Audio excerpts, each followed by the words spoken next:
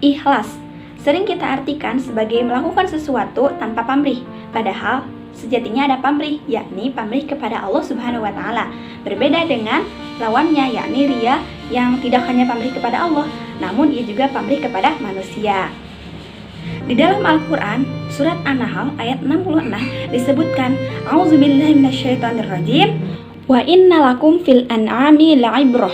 Dan sungguh pada hewan ternak itu benar-benar terdapat pelajaran bagi kamu. Nusuqikum mimma fi butunihi min baini farsi wa damil labanan khalisan. Kami memberimu minum dari apa yang ada dalam perutnya, berupa susu murni antara kotoran dan darah. Saligol lisyaribin, yang mudah ditelan bagi orang yang meminumnya, atau bisa disebut juga menyegarkan gitu ya.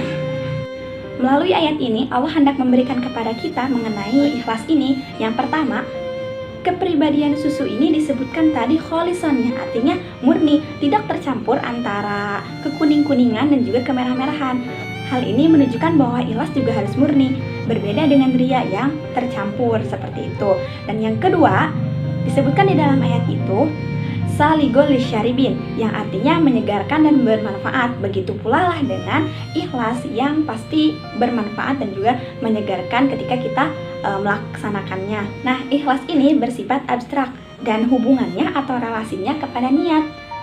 Dan niat ini tidak bisa diwujudkan kecuali dengan amal.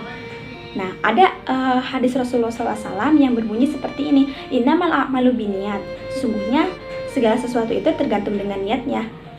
Wa innamal likulli imri'in ma nawa, dan seseorang itu akan sampai kepada apa yang ia niatkan.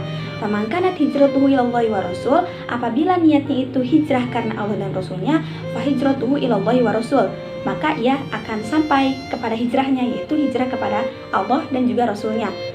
Wa man kanat hijratuhu ila dunya yusibuha, dan apabila seseorang hijrah karena dunia, maka ia akan mendapatkannya. Awim ra'atin yankihuha, atau karena perempuan yang ingin dia nikahi, fa hijratuhu ila ma hajara ilaih, maka ia akan sampai pada apa yang ia hijrahkan.